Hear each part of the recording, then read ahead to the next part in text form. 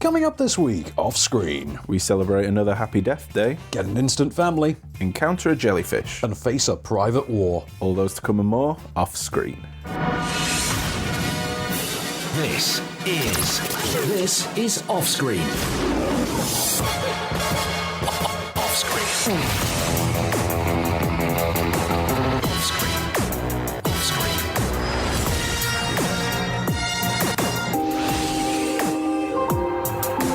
With the latest film news and reviews, this is Off Screen, the Movie Marker radio show and podcast. Welcome to Off Screen, I'm Van Connor. And I'm John Coulson. So, welcome back, Mr. Coulson. We've had a week off. We did. And, in that time, we had some BAFTA winners. We did. And it was, a night full of deserving winners, but entirely unsurprising ones. Yeah. And in some cases, though, in just maybe one, really, really mystifying. But we'll get into those in a second because, we've got loads of things to come up. We've got, the film reviews of the week. Yep. We've got all the film news that accompanies the piece of film news we're queuing up. Box office top 5, all the usual fun. Yeah. Don't forget, podcast edition. Pop along to any podcast repository. Yep, that's the way it works. And on there, we're on Acast, Apple Podcasts. We're on Google Podcasts as well. Spotify. In fact, did you know there's a thing, I think it's called pod.link or something. You just go on there and you just type in whatever podcast you want and it searches the world and it puts it on a profile page with all of the links for every platform it can be accessed on. Do that, guys. That sounds awesome, doesn't it? I really like that. And they even have a little short link for your show, so they're great publicity purposes. It's one of them websites that you didn't know you needed. Exactly, that's what it is. It's like that TV calendar website we use. Yes. So yeah, podcast editions out there, extended, more news, more reviews, all the stuff we can't cram into the radio edit. Find it on your podcast platform of preference. So, BAFTA winners. Yes. Okay. Greatest thing I have ever seen in my life. I know that for some people this might be, oh no, we wouldn't have missed the BAFTAs, would we, if we'd taken that? No. We did. In fact, it wouldn't have happened. We still would have had to cover the BAFTAs now. Yes. I'm out of my mind. We still would have. It doesn't matter that we took a week off. Okay, greatest thing I'd seen in my life. Okay. Christian Bale's face when Rami Malek wins Best Actor for Bohemian Rhapsody. Oh. Which, if you've ever seen American Psycho, yes, you have seen this exact face before. Oh, dangerous. Yeah, exactly that. And then there was Bradley Cooper, who it cut to at the same time, who just had this look of, I don't know what's happened here today. This world doesn't make sense anymore. But and then there was Rami Malek on stage noticeably not thanking Bryan Singer. So, yeah. So Letitia Wright won EE Rising Star because it is a literal popularity contest. They don't even hide it. They really don't. I think you do vote for it, don't you? Yeah, I think so. Whoever did the script writing for Joanna Lumley for the monologues, good Lord. Rethink your life. That was terrible. Like some of those, was it the Clan Film Festival and stuff? You're just like, why have you done this? Yeah. Oh. But let's see. Mahershala Ali won an award, Best Supporting for Green Book. Nice. Yes. And you know what? The dude was really choked up as well. It's because he's awesome. He is awesome. He's just a great guy. I want him to be one of my friends. I want him to be in better movies than Alita Battle Angel. Let's see. I mean, it was just one of those nights where you kind of predicted everyone who was going to walk away with, to a degree. So Spike Lee won the Best Adapted Screenplay Award. Oh. And you thought, okay, he's finally got his recognition. That's it's starting up. The most mystifying one for me personally, I think Roma won Best Picture, and I was just thinking, why?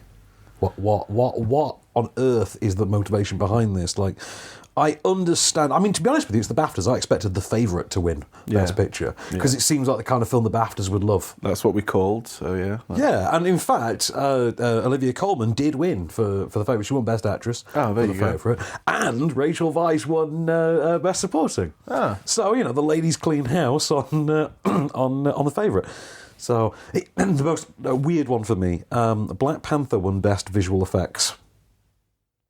Yeah. Yeah, not for the train scene fight. Not for that train fight. Or not for the bit where he's chasing the 4x4 through the streets of Busan, South Korea. Slow motion backflips. Slow motion backflips. I thought you were saying it in slow motion. Yeah, slow motion backflips. And when he runs up the side of the building and jumps off and pulls off the top, you're like, how can you give best visual effects to any movie that contains that. It does look cool, though, when they kick the suit and the purple, like, spreads out. It does a bit, but sometimes the movement just reminds me of those really obviously CGI moments from Blade 2. Like when he's got the god lights on in the background and you see like the silhouette, when they turn to like silhouette form. Do you mean the rubber fight? Yeah, the rubber fights. Yeah. Exactly like that. Also, I mean, Ready Player One was up for this. Ready Player One was up for best visual effects. Oh. Thinking, who on earth is looking at Black Panther and saying, yeah, this is way better visual effects. This is way cooler than Ready Player One. Black Panther's cool as hell. Yeah. But Ready Player One that's a work of true computer animation genius. You know. You've got a good point. When you're right, you're right. Also, First Man. Did anyone come away from First Man thinking those visual effects, man, that's where that was at? Like, what? That was insane. And and this was my favourite thing. This will amuse Kelly because I know she enjoys the pronunciation of this. Okay. Another nominee for best visual effects was Fantastic Beasts: The Crimes of Grindelwald, as the BAFTAs called it. God, honestly, that makes us so angry. I know. Best original screenplay, by the way, went to The Favourite. Speaking of Kelly, Yep. 3 guesses who won best original music. Best original music, sorry. Was it the Lady Gaga? It was, yeah, because their best original music just seems to be all-encompassing. Like seems to include the score and the song. I don't know, Okay. but because it had like Beale Street and Mary Poppins and Black Klansman on there, and they go with the composer, and Lady Gaga and Bradley Cooper are credited as winners. So I'm not sure how this works. I mean, they did write a lot. Yeah, I'm looking forward to seeing it clean up on Oscar night. Oh, that's going to be fun. Yeah. But yes, it was interesting anyway. So as best adapted screenplay went to Spike Lee, who brilliantly declared it with "Brooklyn is in the house," for which I wholeheartedly approve. I shall be in Brooklyn in mere days, so Nice. I can't wait. Are you just going to walk around shouting 9-9? That's exactly what I'm going to do, sir. The favourite also for best makeup and hair, by the way, Free Solo won for documentary, and this annoys me because there were so many other more interesting candidates than Free Solo. Right, Okay. Free Solo is, dude climbs a mountain, analyses his life on the way. I'm sure. I think does he analyse his wife on the way as well? Can't remember. But right, the documentary McQueen, that one I can take or leave. RBG was in this, which you think, okay, probably there for the subject matter more than anything else. But They Shall Not Grow Old, the Peter Jackson restored World War II thing. That was up for this, and 3 Identical Strangers, which was bloody brilliant. Yeah. Yeah. But I mean, that guy climbed a wall. It's a really big wall. It's a really big wall, is it? Editing went to Vice, because that's what I think of when I think of Vice, the editing. Yeah. Sound, Bohemian Rhapsody. Okay, that kind of makes sense, doesn't it? Yeah. Production design, The Favourite. Yeah, kind of makes sense. And then best animated film, Oh, yes. Into the Spider-Verse. I'm very, very happy about that. That's good. Yeah. Incidentally, so the whole thing about me thinking The Favourite would take the BAFTA for Best Film, it did win Outstanding British Film. So I feel like maybe that was the consolation, then they just tried to map what they thought the Oscars were going to do. Yeah. So I think the BAFTAs think that the Oscars are going to give Best Picture to Roma. Right. And are just trying to seem in line, because the BAFTAs typically tend to predict the Oscars. Yeah, they do. So, you know what? I completely agree. It's like they've said, we think you're going to go Roma, but just in case, we also thought this was great. And as with all good awards ceremonies, the BAFTAs had their in memoriam segment they did. at the end, towards the end. And, they literally began with the dude who died on the Thursday. So they did open with the most recent, and that, of course, was very sad news that Albert Finney has passed. It's always sad. And that one was sad. I really liked Albert Finney. And I think Albert Finney was one of those guys, I think because of my age and me growing up at where he was in his career at that time, he just seemed like a guy who starred in small supporting roles in weirdly big sort of Hollywood comedies and things. Oh, right. And then he appears in things like Erin Brockovich and things like that. Yeah. And then, of course, you get to that, I got to that sort of age where I went to uni and you're doing film studies and things, and you have to watch Saturday Night, Sunday Morning 16 times, and you start to hate the notion of the British kitchen sink drama solely because of bloody Albert Finney. And terrific film, but just, I've seen it to death. Yeah. You know what I mean? It's like when you drink too much vodka in your teens, you can never have it again. I'm there. It's kind of like that. Yeah. It's exactly like that with me in that film. But it's a terrific work of cinema. Albert Finney passed. Very, very sad news. He'd been in so many iconic movies. And I must say, for me, stuff he's done in my lifetime, I always tend to think of things like being Bourne villains until you've been Aaron Brockovich. He was a great actor, and I was just really sad news. Although, there were loads of people, as we got reminded in the In Memoriam segment, just loads of really terrific people who passed this last year. Yeah. And, of course, I'd almost managed to forget until I saw this that Stan Lee had passed as well. So it's always nice to be reminded that Stan Lee isn't around anymore. Yeah. But, just a fleeting shot in the In Memoriam. I still cried. Segment. I still got a little, oh no, Stan's not here anymore. Just got reminded we lost our Walt Disney. But, okay, so let's cut to the break. We'll come back and we'll do our first review of the week. With the latest film news and reviews. This is Offscreen, the Movie Marker radio show and podcast. And we're back, Mr. Coulson. So, first review of the week, Tom, I think? Yes. So, A Private War. Now, I understand you know the story behind this as well, because we saw the documentary Under the Wire, I think, about a year ago. Do you remember? Based on Paul Conroy's book. Yes. Right, and this was the story of... so Paul Conroy was the photographer and friend of Marie Colvin, the war journalist for the Sunday Times. Yes. And she famously, sort of, you'll sort of recognise her as an image because she was sort of in her 50s American woman with the eye patch. Yes. And very fierce, dogged war journalist. She would risk her life to go behind enemy lines where no sane journalist would go. And she would risk her life in the complete pursuit of exposing the atrocities that the world would not see otherwise.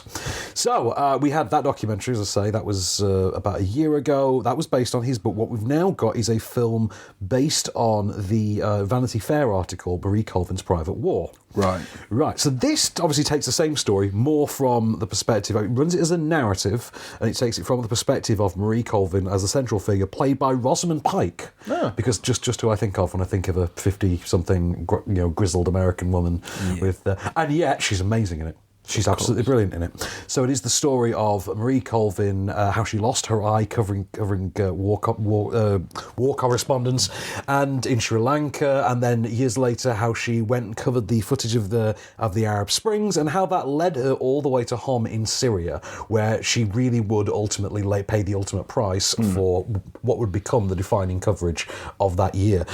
We have a clip. Safa Abu Saif. Who did he work for? She was a 12-year-old Palestinian girl, killed by a stray bullet that pierced her heart. I watched her parents hold her as she bled out. She was wearing pearl earrings. She probably thought she looked pretty that day. I see it. So you don't have to. How about the gardening section, Marie? Would that make you happy? One word to Watkins and you're there. Is that what they all died for? I don't know what they died for. Yes, you do. You see it so that we don't have to, yes, but also because you couldn't imagine a world in which you didn't. No one in their right mind would do what you do, Marie. But if you lose your conviction, then what hope do the rest of us have? So that's Tom Holland there as the editor of... Tom Hollander, not Holland, he's Spider-Man. Tom Hollander from Pirates of the Caribbean. Yeah. And Ewan McClamer from Maybe Baby, his finest role. Okay. He's playing the editor of the Sunday Times, and opposite, Rosamund Pike as Marie Colvin. I think this film is terrific. Yeah. It's directed by Matthew Heineman, right, who directed a couple of documentaries. Cartel Land, which you might have seen on like Netflix or something, Cartel Land, and City of Ghosts, which was I think only last year, and that was the story of basically ISIS's incursion, how that taken over a whole town and enslaved an entire people. So he has sort of a lot of experience of working on documentaries of real conflicts and real wars, and that actually does prove to his benefit. That's something he really injects into this. It's a great biographical drama anyway. Yeah, it's a great story and a drama about this journalist struggling with the weight of what she is seeing, but at the same time knowing that her seeing it is in the interests of the oppressed people. Yeah. And there's stuff in there's some really profound thoughts in there. That there's there's a great performance at the core in Rosamund Pike. She's not only got, Marie Colvin's distinctive voice down, she also has a physicality to the part. Now, I don't particularly know the physicality of Marie Colvin. I've seen just a couple of snippets in recent weeks in relating to the promotion of this movie. I've seen more footage of Marie Colvin, but I didn't know that when I saw the film. And when I saw the film, I've seen those things since, and I'm like, oh, she actually did get the sort of physical presence down as well. That way she moved. And Jamie Dornan does the same thing with Paul Conroy as well. He has a way about him, just a sort of a twitchy, but at the same time completely relaxed nature. It works. There's something. He's at complete peace within the character. It's strange that Jamie Dornan is this good in something. Yeah. But I thought it was a great movie. I did. I don't think it was as good as the documentary, but I just think that's because the documentary just seemed a little bit more aggressive. Right. This seems a little bit, obviously because it has to have a slightly softer edge to it. It has to show that she had a heart. It had to show that she did feel this weight. And obviously, whereas we're briefly told that in Under the Wire, here that has to become the focus. Right. And so obviously that takes you off a little bit. There's stuff in there that's really tremendous though. And, I'm a big fan of Rosamund Pike in it. I'm a big fan of Jamie Dornan in it, against all odds. Tom Hollander, I think, is great. I thought there was just a lot of really great elements to this that all seem to come together. The cinematography for it, terrific. And, why is it not? It's got, one of the best cinematographers in the biz has worked on this. Yeah. It's got Robert Richardson as the cinematographer. And Robert Richardson's CV includes, such minor hits as Kill Bill and Shutter Island and Casino, Born on the 4th of July, Platoon. He knows his way around the camera. Yeah, he knows what he's doing. But yeah, there's just so much to it. Nikki Amuka Bird, great supporting cast. She plays the best friend who really has to walk a fine line between sort of comforting and intervening. Yeah. So, in certain elements of it. And of course, the Tooch turns up. Stanley Tucci, I love him in this. So, on the whole, I think it is a really solid, really good film. But, this has been a year when we've gotten to the awards time and the Academy's just sort of ignored, like, Destroyer and then this. Yeah. And you're thinking, just not a good year for the girl movies. I mean, Widow's got completely ignored as well. It did. Not a good year for the female movies. Not at all. I mean, unless you're the favourite. Well, in which case you literally are the favourite. Nice. I know, how wordsmithy. So, shall we move on to the box office top 5 for this week? Yes. Number 5. Glass. Which I really, really didn't enjoy. I thought this was a complete waste of potential. I think it sounds weird to say that the first few minutes promise something really, really, really something, and then it's just, oh, screw it, we're doing a sort of Outer Limits episode, that's just the drama piece in a mental hospital. Yeah. Like, you really could have framed this as a 1-hour anthology series episode. Oh. And to be honest with you, though, M. Night Shyamalan has dipped his toe into that stuff, like attempted to the last few years. I think he's been trying to do Tales from the Crypt as a series. I think that was one right. of them. So maybe that is where his mind is working at the moment. It's entirely possible. And if that's the case, it would go some ways to explain Glass, which left me just thinking, why is Samuel L. Jackson narrating this without actually being the narrator? Why have we got the entire cast in a car park yelling about the plot at one another? It's just a completely missed opportunity. But you know what? James McAvoy's having some fun. Clearly. So, I suppose there's that to enjoy. People do seem to have gotten on with it. Yeah. Number 4. Green Book. Which you enjoyed as well, didn't you? I did. I've decided. I did. You decided now. Takes me a while, I know. It was that BAFTA win, wasn't it? You're thinking, all right, now he's won the BAFTA, I can get away with saying I like it. It's like when that team that you're embarrassed to admit you support wins the championship. You're like, oh, I knew they had it in them the whole time. Because otherwise, it was embarrassing to be a fan of Mahershala. He never gets any acclaim. Yeah, exactly. But I really like Green Book, and my neighbour watched it on my recommendation and like profoundly thanked me. Oh, nice. Yeah, she was like genuinely moved by it. She thought it was an incredible film. It's a good film. And I think my mum was the same. My mum had that same reaction as well, that kind of Forrest Gump-like reaction to it of, oh, that was sweet. Yeah. I tell people that it's worth it just for the having fun playing piano scene. Oh, God, yeah. Because That is the best bit. I think what really makes that film for me, and it's that there's the moment that I think it's pulled off brilliantly, right? It's pulled off very, very well, but you do sit and think if this were pulled off even 10% less effectively, this moment would have sunk your movie. And it is there is a scene in which Mahershala Ali is told he can't sit in a restaurant. Yeah.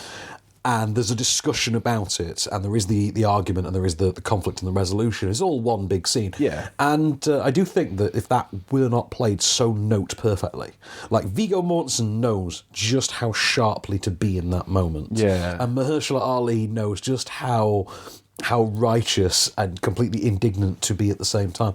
And I think it's a terrific scene. When I think of Green Book, I always immediately think of that scene. Yeah. But I do think it's a really good movie. It is a good movie, and it should be watched. It should be watched. I would be very happy if that won Best Picture. Yeah. Number 3. How to Train Your Dragon: The Hidden World. Which I really enjoyed. I went and saw this on Saturday morning just by myself, just potted along and planted myself in the seat in the corner of the multiplex. And it was like 9:30 in the morning, so it was relatively empty. There were only like a couple of mums and their sons. So you cheering along didn't seem to bother many people. It didn't seem to, but there were enough people like loudly eating jelly beans and things that I thought I'm fine, and I had a great time with it. And I actually think it's the second best one of these. I feel like in hindsight, the first How to Train Your Dragon is the most unnecessarily convoluted one. I feel like it goes a bit off the adventurous path a bit too often. I get what you're saying, but I really like it. I know, I still like it, but I do think I actually think this trilogy, if you flip it upside down, it almost exactly reflects inversely the Dark Knight trilogy. We should test that over a weekend. Test that, yeah. So the third one I think is the second best. And it doesn't have the emotional heft that the last one did. Because, admit it, the last one, number 2, broke you. No. Did it not? No, because... You are a soulless husk of a man, sir. Like Kelly says, I'm dead inside. You are truly. You're just a corpse with nipples, aren't you? That's what it is. Okay, so, I mean, the third one, I think, very enjoyable. I did notice, rather amusingly, that they had replaced TJ Miller with some unknown who was just putting on a TJ Miller-like voice. Really? Yeah, I couldn't help but wonder why they did that. But, yeah, I had a good time with it. I think the adults seem to enjoy it, the kids seem to enjoy it. I enjoyed it. Win all round, I'd say. Like it. Number 2. Alita, Battle Angel. That's the one, yeah. You see, it's so forgettable. You're forgetting the title as you're reading it, you see? That's how it works. I honestly looked at it and I was like, that's not a word. I've forgotten this word. I encountered it at a multiplex a week ago. I've already forgotten it. That's how forgettable Alita is. And it's a really derivative work. It's a bit of Shappy, it's a bit of Elysium, it's a bit of Rollerball. You know, it's just hodgepodge of different pieces, and it doesn't quite work because it just feels like everyone just talks in exposition. Right. The effects on Alita just seem unnecessary and needlessly silly, and the villains like Ed Skrein and Casper Van Dien all look bloody awful. They just look like someone has just... I mean, it literally is, you know, they've just mapped his face, just badly cut it out, and not bothered to blend it onto the thing that they are slapping it atop. And it just looks ludicrous. But it reminded me, actually, a bit of that Spawn movie from the late 90s, how bad the effects were in that. This feels like the modern equivalent. Oh, wow. Yeah. I mean, when you've seen, like, Ready Player One, how have we reversed this so quickly? Yeah. It's like going for the 3D in Avatar to going to the 3D in Clash of the Titans. Remember that? Yeah. It's that kind of a quality leap. If you think about how you're going from like Ready Player One to Alita, or from Avatar to Alita, it is about that quality dump. Oh, that was such a bad film. You see now, don't you? Yeah. Other than that, it's fine, I guess. Just don't expect to be wowed or blown away by it. You've seen it before. You know, it's fine, I guess. It's fine, I guess. That'll do. Number 1. Everything is awesome. Everything is cool when you're part of the team. Everything is awesome when we live our dream. The Lego Movie 2, the second part. Would you believe I was really disappointed by this? Right, so I've only seen the first 5 minutes of the first one because I felt so unbelievably sick. Okay, was that because of the style of animation? Yeah, I just couldn't deal with it. But now I've seen Spider-Verse, I think if I can deal with that, because that's quite throwing, I should go back and watch it. But you sort of tried it in the cinema, though, didn't you? No, Kel saw it in the cinema, I didn't. Oh, you watched it on home release. Oh, okay, I was going to say, maybe it's just because it was on a bigger screen. You know, I had that with early Transformers movies. Yeah. I just need to see it on the smaller screen so I can take it all in. But, I mean, this does not quite work anywhere near as well as the first one does. For one thing, this is a musical. The first one was not. Okay. The attempt to expand the plot and take it in a slightly even more meta direction, for me, comes without quite not the depth. It has the depth and it has the meaning and it has the clever thing it's trying to say and the clever point it's trying to make. But I think because you're so much less engaged in it, it doesn't work quite as well. Right. Having said that, it's still very good.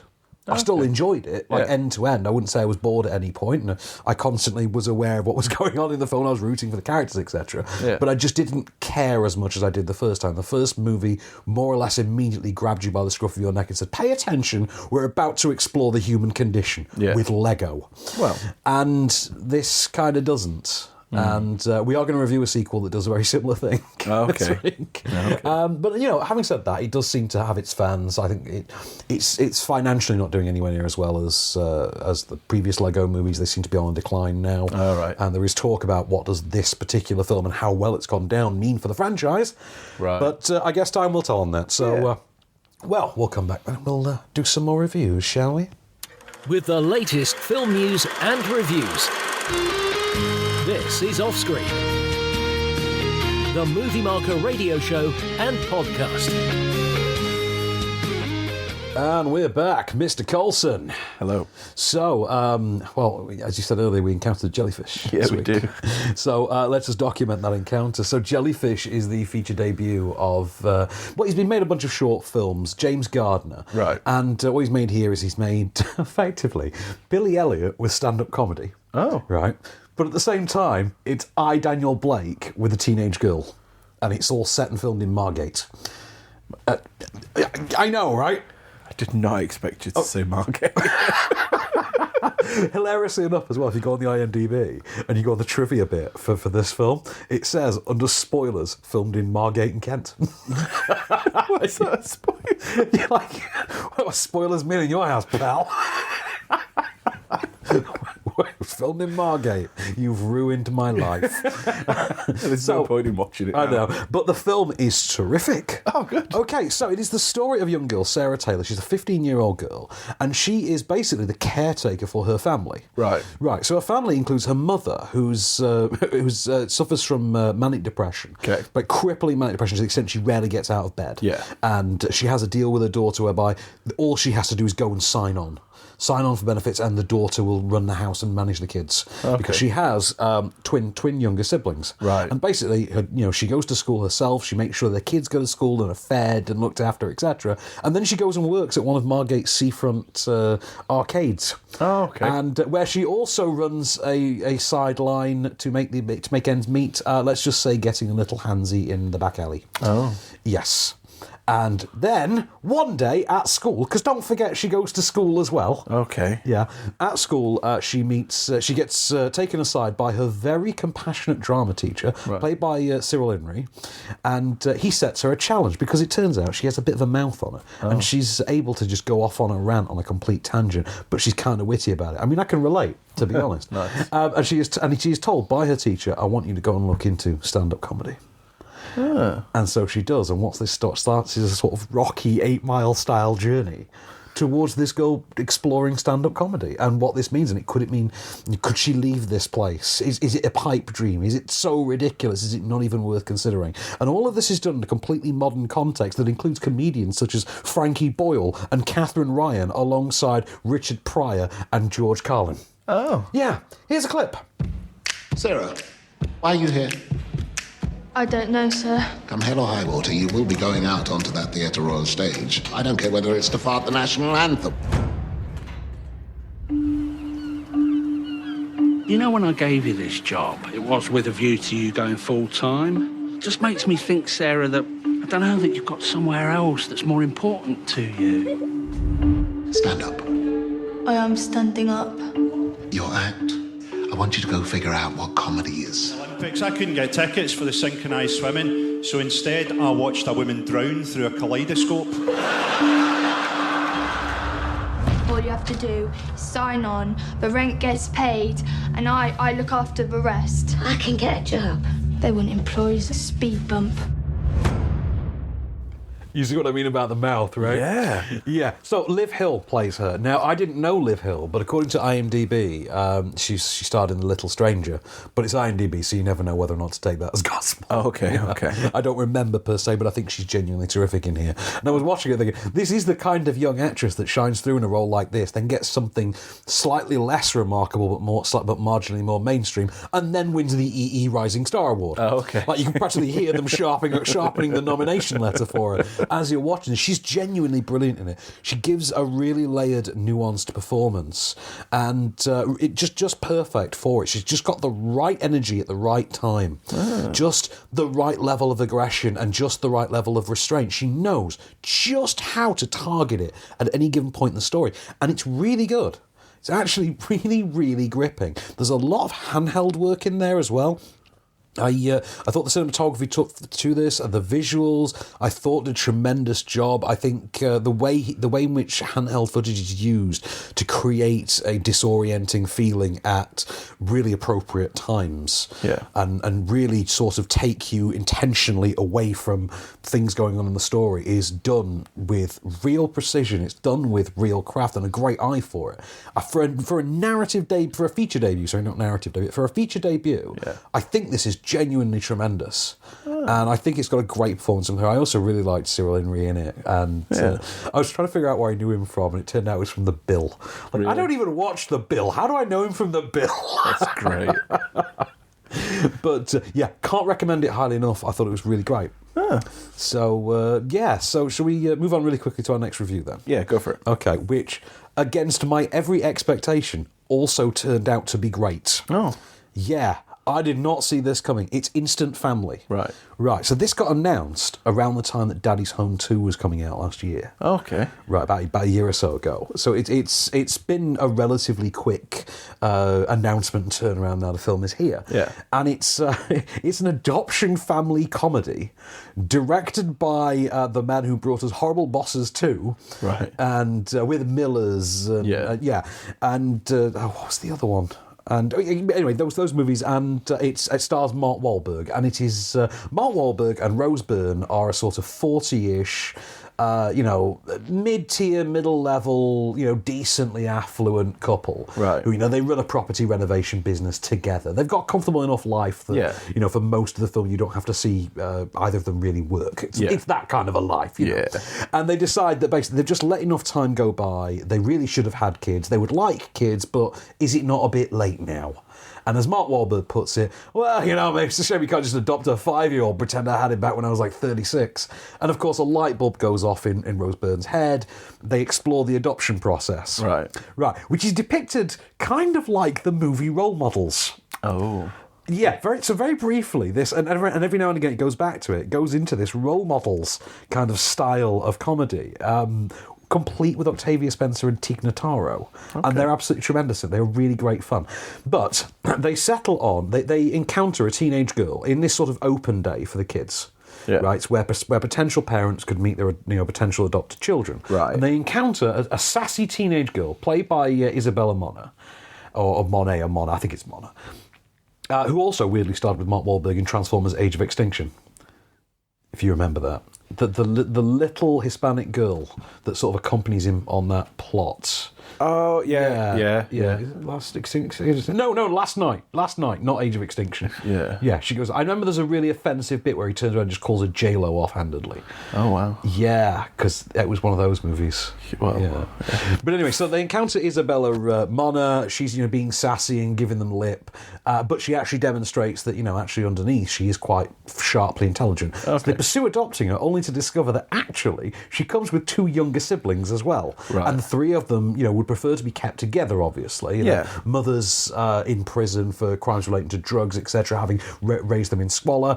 Do you think this mismatched family unit might experience hardships but love along the way? I mean, there's a chance. There is a chance, isn't there? Here is Mark Wahlberg discovering that love. Hey, hon. Hey. Hi. How's she doing? She's good. Oh, and check this out. I got here early, and Lizzie saw me, and she came over and just starts talking. To you? Yeah. What happened? Oh, it's okay. Calm down. I'm gonna fix her, okay? Here you go. See? Thanks, Daddy. Did you hear that? I just got my first daddy. You suck! No fair! I want some of that. Hey, honey, Lita, can I help you with anything? No. So yeah, you get the kind of tone from that, but actually, that tone isn't actually the tone this goes for. See, that is a problem with what's been done with this film, Right. Because from the concept I gave to you, adoption comedy, director of Horrible Bosses 2 and We're the Millers, Mark Wahlberg, you expect something quite broad and crap, don't you? Really? Yes. Yeah. No. Actually, what you get is a slightly more elevated version of something like Role Models. And it really works. Again, I say against my expectations, but what it just happens is that every constituent component of this is dialed up to such a specific position on the spectrum that they do weirdly line up in a strange way. The stars align, as it were. So it turns out that Mark Wahlberg playing it kind of like he's in Ted.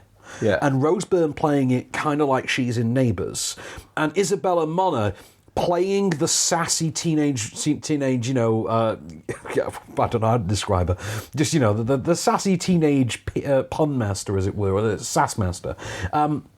It's all stuff that just works. Sean Anders, if you haven't noticed, by the way, from the films I've named, does have a weird thing about family units, about unorthodox family units. Yeah. And you look at films like We're the Millers and That's My Boy and Daddy's Home, films that he's made and how they all feature blended or sort of surrogate family units. Yeah. And then you get to the end of this film, actually, it does include a PSA for the foster care system. Oh. And you go to instafamily.org and it's like a globally based thing. It connects you to your nearest fostering service that you, if you want to explore it for yourself. Because actually what they've gone for is quite a charming film of, look, this comes with hardships, but it comes with rewards.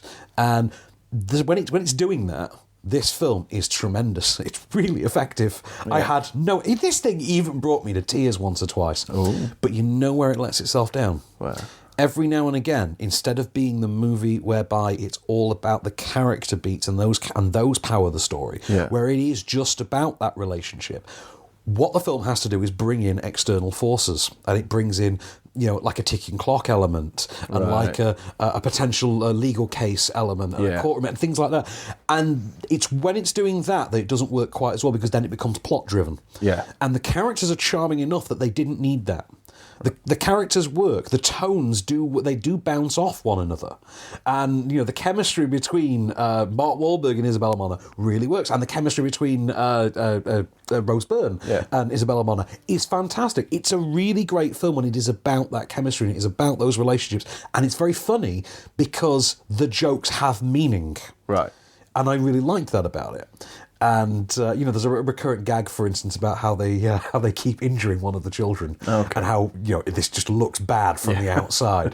There's that kind of gag, but there's stuff in there. There's humour that has been mined clearly from someone with first-hand knowledge of the foster care system. So there's a gag, for instance, whereby the adoption service are kind of playfully manipulative. Right. Like you've seen the bit in the trailer when they're showing the pictures of the kids, and he's like, "Why would you show us that?" Yeah. And they're doing that kind of stuff intentionally, and it's really fun.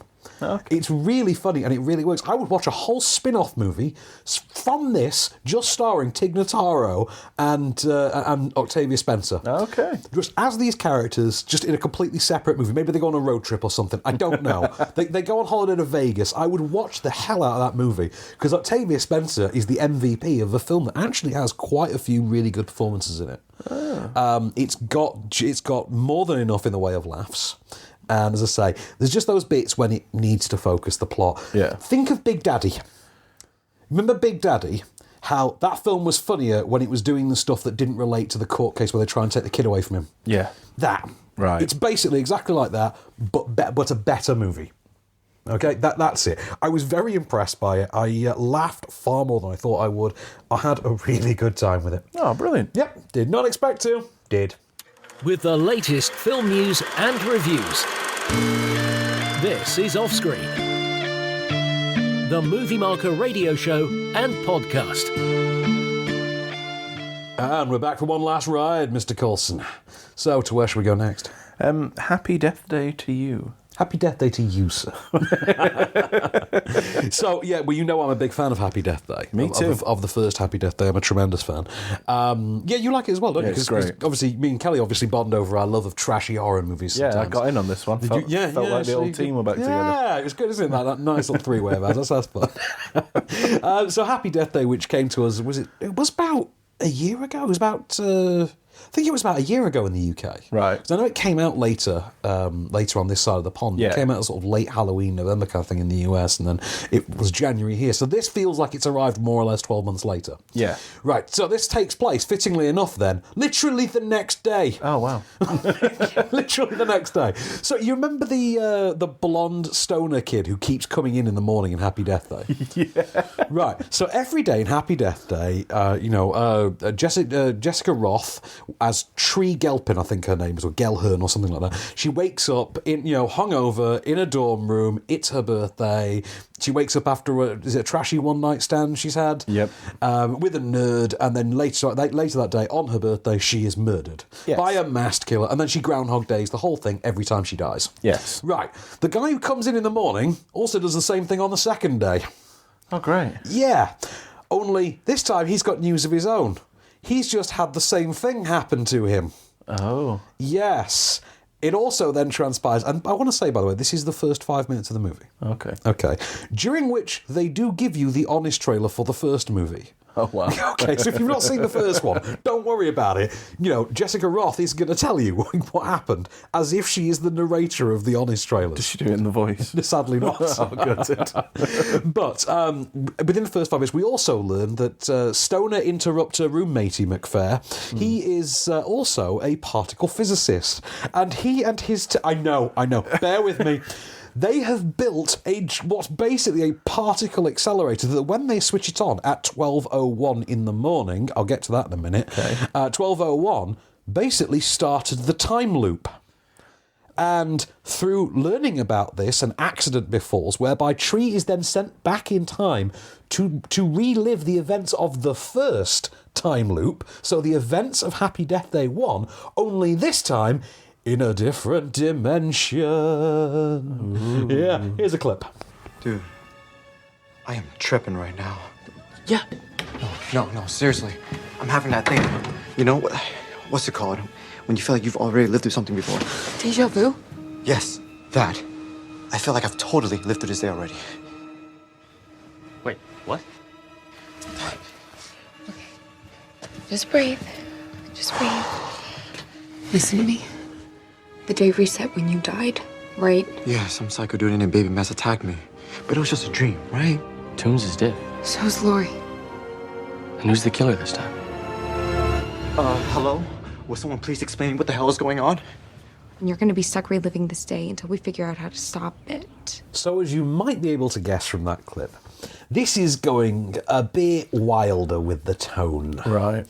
Yeah. And thing is, no one was watching Happy Death Day, at least initially, for the characters or anything like that. No. You were there because it was Scream Does Groundhog Day. Yes. Right. This more or less ditches the slasher angle. Why? Because they would rather go down, because for some reason they think we care enough about Jessica Roth's character at this point to want to basically just explore her version of Back to the Future 2. Okay. Yeah, where it's the same characters but they have slightly different personalities. Yes. Like that. And sometimes it works and sometimes it doesn't. Okay. And when it doesn't, it goes really silly. Because rather than, slightly meta horror movie, which you got last time, yes, with a dash of sci-fi, what you've got this time is a very meta sci-fi comedy with a dash of horror. Oh, you see what they've done. Yeah, and unfortunately it's not quite as effective. Now, Jessica Roth is just about entertaining enough to carry you through it. Okay. But even she feels a lot more broadly comedic this time. Right. So, last time all of her behaviour kind of felt understandable, or even when she really went nuts. Like, when they do that Groundhog Day montage bit, where they just rapid fire through a bunch of days. Like, it's always the funniest bit of the time loop. Yeah, they're the best. Thing. The one when all of a sudden they're firing golf balls through the Stargate and things like that. You know, staple of every, he's dropping toasters into bathtubs and robbing banks and stealing the groundhog. You know, those montages. Yeah. When they did those bits kind of thing in the first movie, it still felt like stuff you would do. Yes. And in this one, they go even broader with it, and one of them is honestly so laugh out loud funny that it's almost worth the entire movie. Okay. And weirdly, is the second unseen half of a gag that is very prominently shown in the trailer. Oh. Yeah. But, there's also one that directly references Back to the Future on like 3 levels. It's fantastic. Oh. But the problem is the film just isn't as much fun as the first one. Because it is so much sillier, it doesn't have that dark heart and that gleeful nastiness to it. And you don't love it in the way that you do. You do feel, because I hadn't seen the film recently. Yeah. I hadn't seen the first one recently. I watched it when it hit DVD, like 2-3 months after it was in cinemas, and I think that was the last time I watched it. It was on TV, kind of thing, and I slapped it on, and I had a good time with it. And I thought, that was one of the good ones. Yeah. If you're going to make sequels of it, go and do the Final Destination thing, and just have unconnected casts do the same thing. Yes. Yeah, it works. It's a good enough one. I'd watch Happy Death Day at the Beach. Yeah. You know what I mean? You know what I mean? You just change the setting up every time. I really would watch that. Like you'll watch Happy Death Day in the Snow, Happy Death Day at the Beach, Happy Death Day on Holiday in Europe. You know, you'll watch those sequels happily. Yes. This feels like a misfire. It feels like they have needlessly overcomplicated it and then lent in the wrong direction with it. Right. It's not unenjoyable. It's you can get on with it perfectly fine, but it's a lot more forgettable than the first one is by virtue of just how silly but how much less interesting Okay. it is, if you know what I mean. You care infinitely less about these characters despite the fact that they seemingly have an awful lot more to do. Yeah. Yeah, she's fine, she's entertaining enough. The Israel Broussard character is, just the love interest now, so he's less interesting. All right. And when it goes really silly, though, it does turn you significantly away. It does leave you very cold. But the bits that work are fun enough, and there's a couple of deaths and things that will get you. And, you know what I mean? It satisfies, it doesn't particularly thrill. Okay. So, yeah, either way, I don't think I'll call it Film of the Week. So, I think, actually, for Film of the Week, I'm torn on this one, because I really, really liked Jellyfish, and Instant Family, and A Private War, equally for different reasons. They're all great movies. If I let you pick 2, then. All right, how about if you're on a date, go and see Instant Family. Okay. If you're going out with a friend who owns a scarf, go and see Jellyfish. Okay. And if you're going out with a friend who always carries a copy of The Guardian, go and see A Private War. Okay. How about that? We'll just go with that. That's my compromise. What if you're on a date with a person wearing a scarf holding a copy of The Guardian?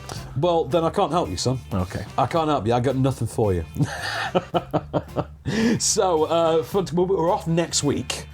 Because I'm away. Someone's gallivanting. I'm off gallivanting, and Brooklyn in the house. So we got that next week, and then of course after that, Case will be returning if all goes according to plan. Oh, is he coming back? Case will apparently be coming back. I might just turn up and interrupt anyway. You should. We'll have a three-way recording. That's what we'll do. And of course that'll be Oscars week. The Oscars will be fresh that week. Oh, of course he's coming back for that. Yeah, of course, because we couldn't be bothered to look things up, so we thought we'll just get Case back.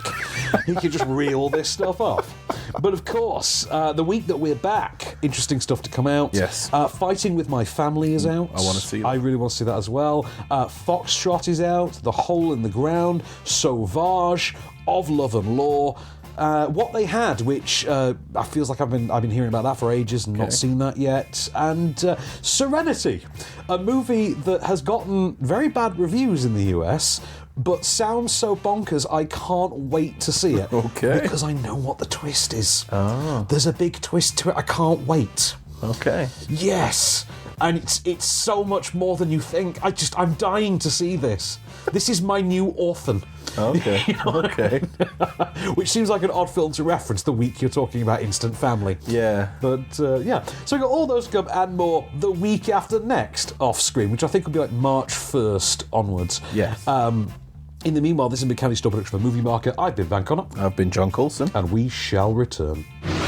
Just show me the way to get out of here, and I'll be on my way. You've been listening to Offscreen. For more movie news, reviews, and more, visit moviemarker.co.uk. Okay, everybody, that's a wrap. Podcast extras. So we need to talk about the subject that I know has been heavy on your mind, as it always is. We need to talk about Movie Pass. Oh, God, yeah. You love you some Movie Pass, don't you? It is ridiculous. It's redonkulous as well. It's so much more absurd than ridiculous. You can do whatever you want, but we're not prepared that it might cost money. Yeah. Business model. Yeah. It's crackers. Well, the chickens have come home to roost, it would seem. Okay. They have made their bed, and now they will lay merrily upon it.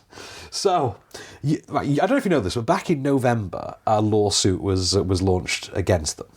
No. Right, and the lawsuit was a class action suit, which means, when you've got a lot of people that collectively want to sue the same piece, it becomes a class action thing. And they sued MoviePass back in November for adding booking fees. So, you paid for your account, sometimes you can pay a year in advance, for instance. Yeah. And see whatever movie you want. That's the policy as they pitched it. As much as you want. Right, but people were buying these 12-month subscriptions, like in advance, paying the year up front. Yeah. And then, when they went to book the film, then being charged like $2 for a booking fee. Right. So they kicked off. Yeah. Which is understandable. We would, if it was like Cineworld Limited and there's a booking fee, you'd be annoyed. Yeah, you would. In fact, they actually specifically advertise, that isn't a thing, that they don't do booking fees if you're a member. Yeah. Just give it, as long as we have you on the mailing list, no booking fees. You know how it works. So, they got sued over that back in November, but nothing's really seemingly come of that yet while it's still going on. Okay. Right, another lawsuit has been launched against them. Not just a lawsuit, another bloody class action suit. Oh my God. You can go up online right now and sign up to join this one. Oh, wow. Right, so this is two guys who paid for Movie Pass, got told they could see, however many, and then 3 films a month when the limits started coming in. Yeah, because they changed it. Yeah. Right. But they found that even when they were being told they could have 3 films a month, every time they went on the app and they saw the screenings that were available to them, there were none there. Yeah. So they're alleging that actually they weren't offered enough in the way of screenings to even attend 3 films a month. Right. And enough people have experienced the same damn thing. Right. That it has become a class action lawsuit, and that has now been filed. Now, that's a bad week. That is a bad week. That is a bad week, but you know what might make it worse? Oh, God.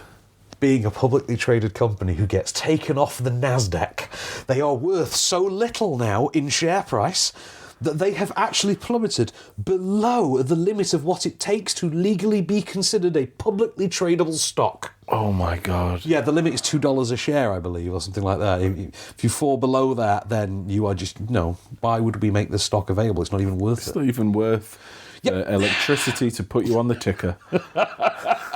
Yeah, you're not worth the LEDs. We take 60 LEDs. You ain't worth that, buddy. God, that's so bad. God luck getting people to see Gotti.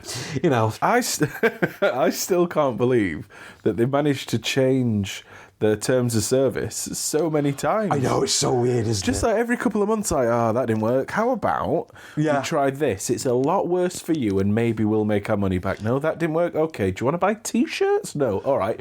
Films again. Okay, there's none available and now they're getting sued for it. Yeah, imagine that, actually getting sued for the bad thing you've done. Oh, God.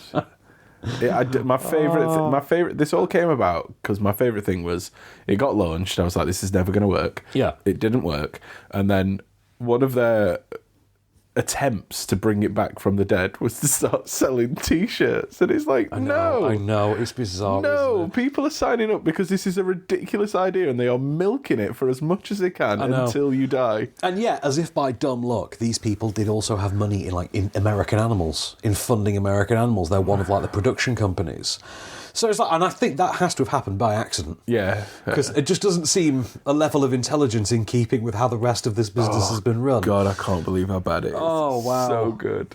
Oh, I tell you, while I'm in New York, I want to try and find merchandise. I want to see if I can find Movie Pass. There's got to be a nerd store. I'll find one. Yeah. There's a Think Geek. I'll find a Think Geek. I'm sure there'll be a nerd thing like that. If you can get me a Movie Pass, lanyard or something. That would be amazing. That would be amazing. In fact, man, I just use that for my house keys. In fact, yeah. In fact, if you don't bring me back a cool lanyard, you'll be disappointed now. Just full stop. That's fair. Yeah, okay. That's fair. So, I believe production has officially begun, according to Dwayne Johnson. On Jumanji 3. Jumanji 3, yes, that's it. Come on, it's catching on. It's got to catch on. Hashtag Jumanji 3. Come on. We can do this, people. We can. We can sway them in advance. What was the one I always say? Oh, hashtag Mag7 for Magnificent 7. That's ridiculous. Tac 3 was my favourite. Oh, man. I love the hashtag culture. But, Jumanji 3 has apparently begun its production, and, well, I mean, it's got Danny DeVito on it, so you've got my money straight off the bat. Yeah. It's like Danny DeVito, Awkwafina, and Danny Glover, I believe, isn't it? Danny Glover, you've got my money from Danny Glover. No, I love me some Danny Glover. What a legend. He really is. And, there's also news. You're a fan of Paddington, aren't you? No. You know, I know Kelly is. Kelly is. I've not seen him.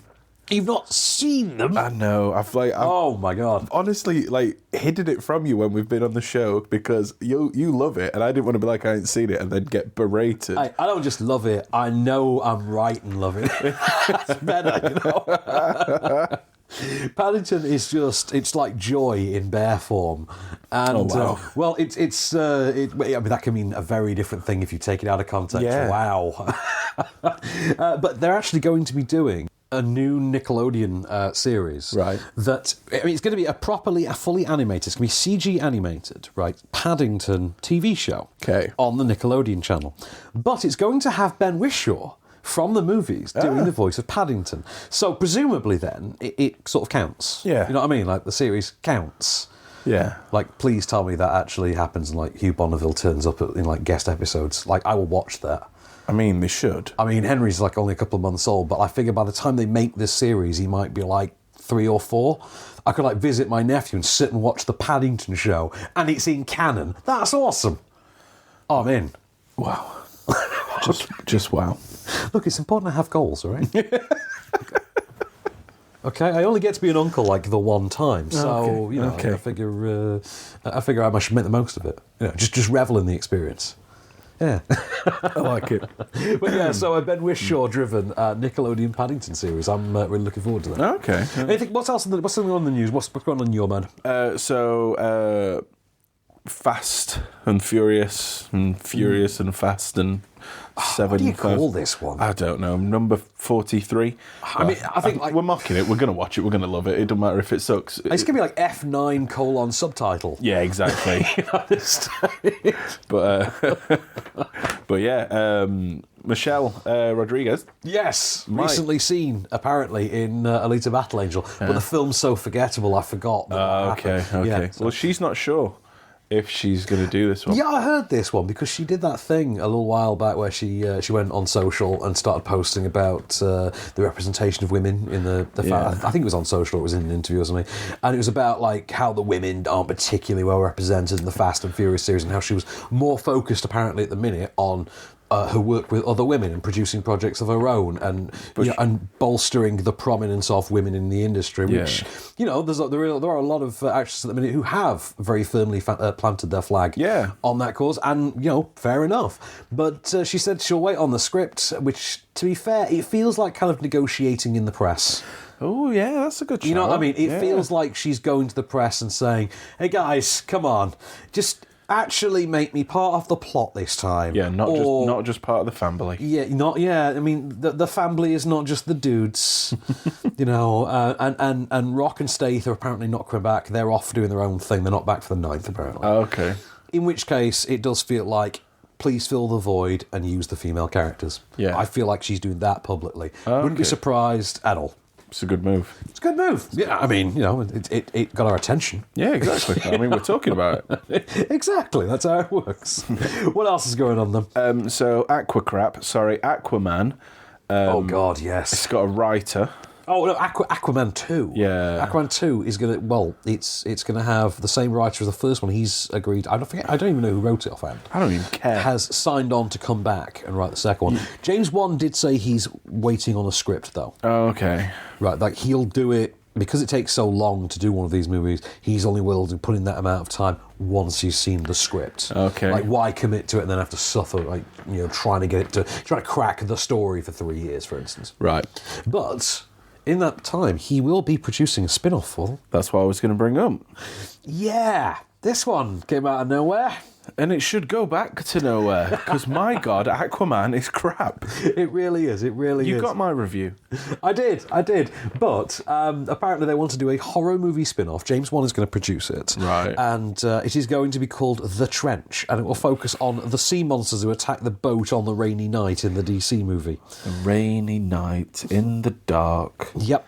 And it's lit exactly as you expect, although at one point they do ramp it down slowly in motion speed so that you can, really savour the CG pre-punch, as it were. Yeah. Yeah, you know the pre-punch. You always get that pre-punch shot. Yeah, you can relish that.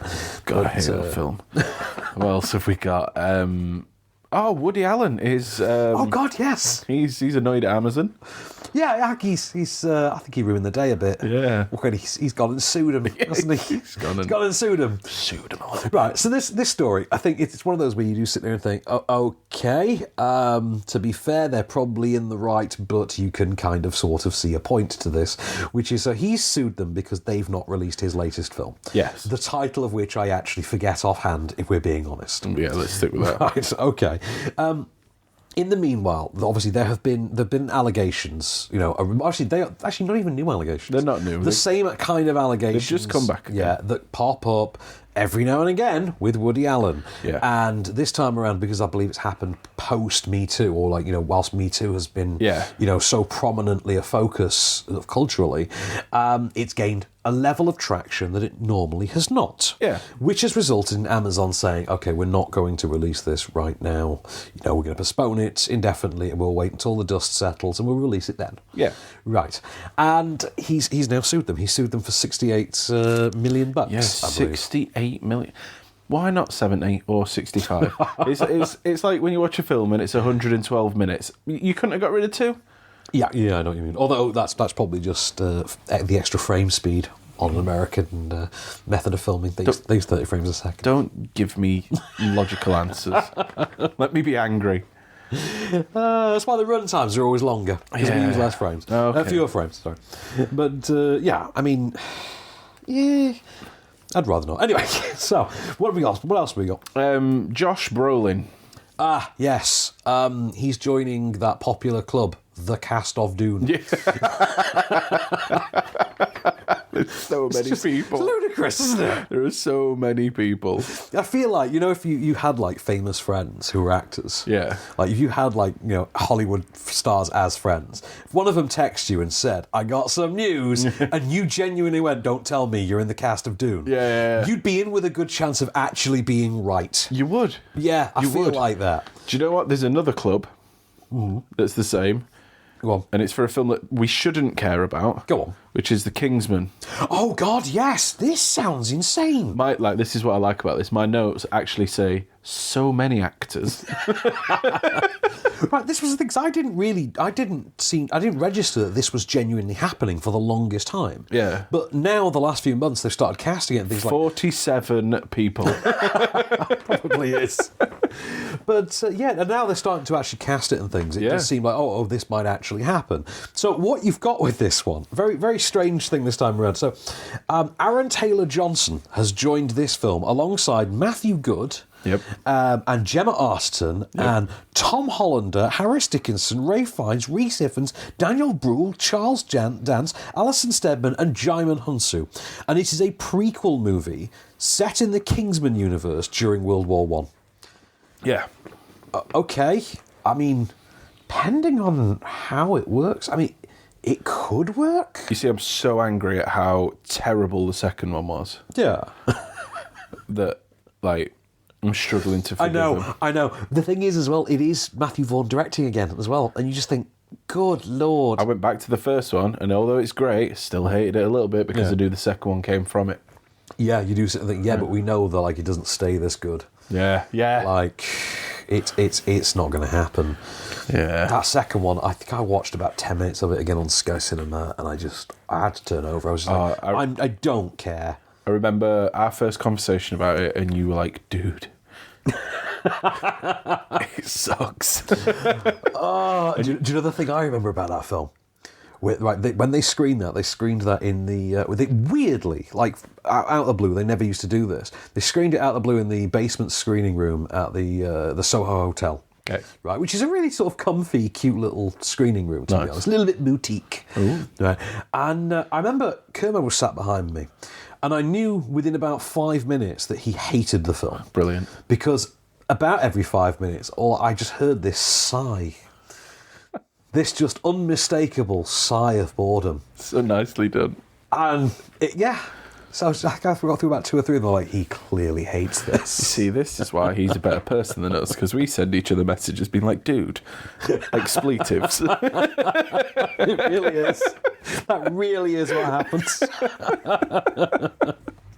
There was a rumour the other day, by the way, that we were getting Aliens Universe TV series. Oh, God. That's been shot down now. Okay. So, thank God. I mean, I kind of want the end of Alien now. Yeah. You know, it's like Terminator, where I just sit and think, I love the early installments of that series. Yeah. And like Predator, and I suppose RoboCop, although I'm happy that they're doing the reboot call for that. Okay. But I just would rather they left it alone now. What about 4? What about 4? Which one? Alien? Yeah. No, I don't think it's a classic in any way. I barely think it's a decent movie, to be honest. Really? It's a movie that I watch and I'm like, it's fine. I kind of like it. It's the pulpy sort of comic-y one in the series. It's fine, but we don't really go for it, to be honest. I like 3 a lot more than I like 4. Yeah. I think 3 is a really underrated movie. I think it's a mess, but it's a mess that does still manage to tell a pretty decent story. Yeah. But I'll give you that. Yeah, even if it's not the sort of cool Name of the Rose in Space version that it was meant to be. The thing is, I really like the quadrilogy. Because it's the first time you ever heard that word, isn't it? I was going to say, because one, awesome word. Yeah, I'm pretty sure, I've always wondered about this. I'm pretty sure, like, that never became a popular term for films until Alien, because there weren't really many 4-film series. I don't think so, yeah. No, I had to have invented it. And right, it's when I got my first, I nearly said 3D sound, but I meant surround sound system, and, I was putting speakers up on my wall and all that, and I was watching... Because you remember when you used to get like a special features disc, you'd sit and watch it, and you like watch loads of things being like, how they painted toenails of the elephants in the background, and you're like, oh, I'll watch this.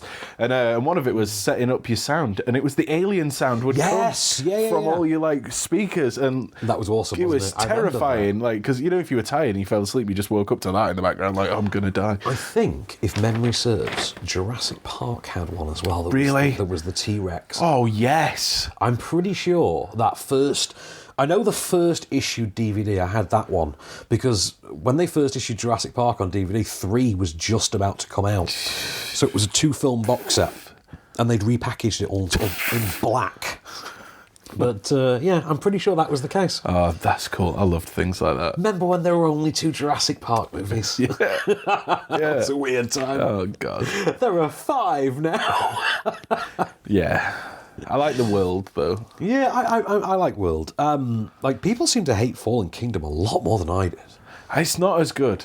I don't think it's as good as World, but Fallen Kingdom, I still think Fallen Kingdom is decent. I think it's a slightly more streamlined, more Guillermo del Toro inspired version of The Lost World. Right, so there's 2 little bits in it that really bug me, and I don't want to go into them because it's spoilers, but one of them is like a build up at something, hint at something. Is it really going to do that? By the way, it is that. And then they just carry on. And you're like, no, dude. Like, you can't just, by the way, I'm magic.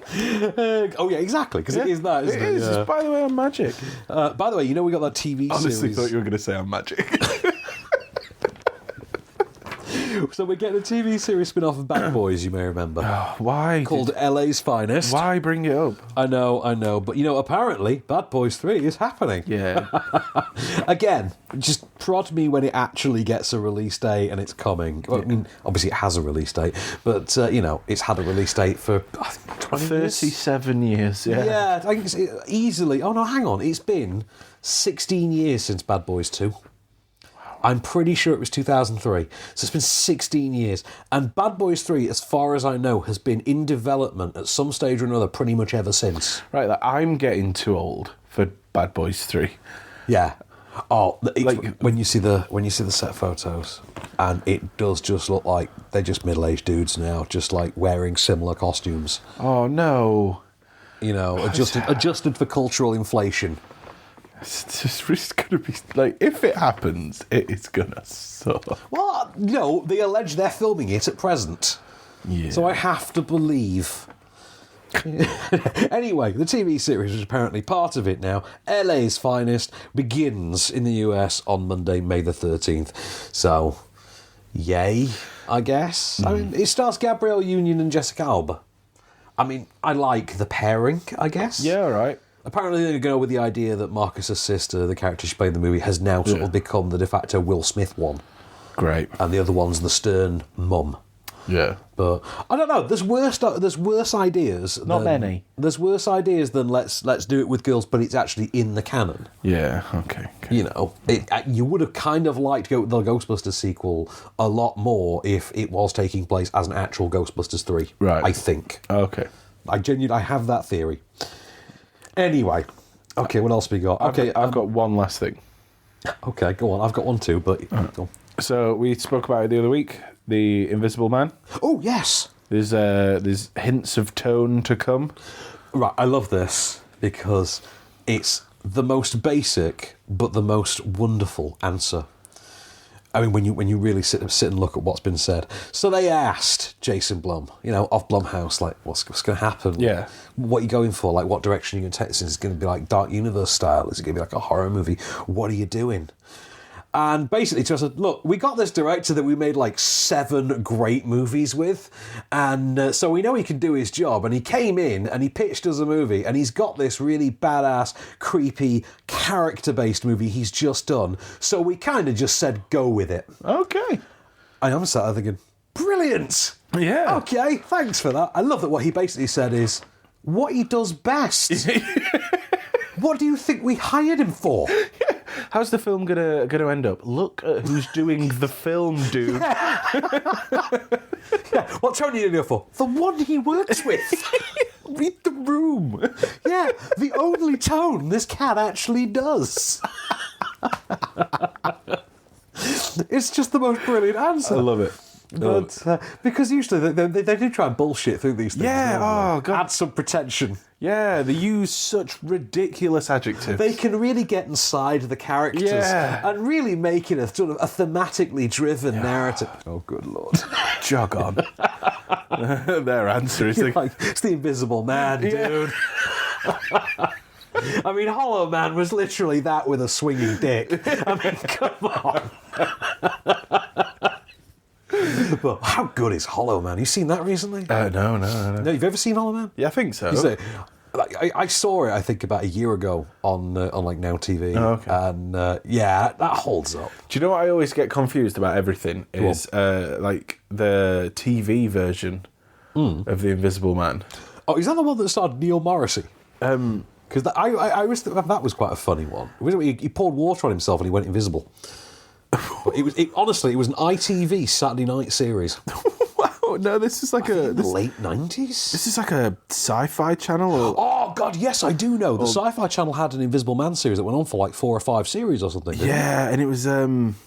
It was that dude. Yeah, I think it's not Jake Webber, is it? No, it's oh man, what is his name? I think he was in Friends at one point, like in one of the very early episodes, if memory serves. Vincent? Go on. Vincent Ventresca. I think he's Fun Bobby. Oh my Friends. God, dude, he's Fun Bobby from Is he Friends. Fun Bobby? He's Fun Bobby. Yes, okay, I'm absolutely right. Brilliant. That's been bugging me for years. Yeah, because like... Yeah, so Fun Bobby is the Invisible Man. Because my dad used to watch that all the time. Your dad watches every naft sci-fi series. Your dad is the only person I know who's ever actually watched Midnight Texas. Oh, you tried it right. Go on. So it's been recorded on our Skybox. Oh God! For ages, and every time he comes round and he's like, "Oh, what have you got recorded?" Yeah. And he sees it, he turns to Kelly and he's like, "Have you watched it yet?" And she's like, "No." Good Lord. No, Sean, it sucks. And he's like, "It's really good." All the Vampire Diaries spin-offs, everything. I tell you, guy's crazy. But anyway, so I had some news. This is my last piece of news for the week, and right, this is a weird story. Okay, Right. Universal have teamed up with Lorne Michaels' a production company label. Right. Lorne Michaels is the sort of producer, the showrunner, the de facto big boss of Saturday Night Live. Okay. And they have teamed up and purchased the rights to a book by the Navy SEAL operator who fired the kill shot on Osama bin Laden. Yes. Right. He was the guy that fired that bullet. You know. They've got the rights to this. They're going to make a movie. It's Lorne Michaels. Yeah. How's this going to go? I wonder. I mean, you made a good point about previous movies and... Well, because obviously Lorne Michaels is involved with Saturday Night Live, which obviously produced The Lonely Island and leads to Pop Star. So Lorne Michaels, I think, is a producer on some level, maybe with Pop Star. Like he and Judd Apatow, something like that. This is all going back in that direction. Please give me a Connor for real cameo in this. Oh my God, please! I mean, at least make it a slightly lighter-hearted American sniper, because that's what the story apparently is, like how he trained and entered his career and rose through the ranks, and then one day he was called upon to commit the ultimate act for his country and kill Osama bin Laden. Yeah. I feel like if you played that as a slightly more light-hearted American sniper, I'd be in. That was what Lorne Michaels would be good for. I mean, yeah. You'd watch it, wouldn't you? You would. You would. You shouldn't, but you would. You shouldn't. You really, really shouldn't, but you will. You will. You will. You would. I don't know. Anyway, so that's about it for me this week. Yeah, I think we had a bit to catch up on from our week away. So I think it's worked out. Saw the news. We did well. I think so. I think we did. Yeah. Well, in which case, there's only one place to go then. Oh God, yes. Here it is. Your moment of Cage. I was drinking champagne at 9 years old with my father and eating Kentucky Fried Chicken. So that would be the first time I ate my favorite dish. That combination.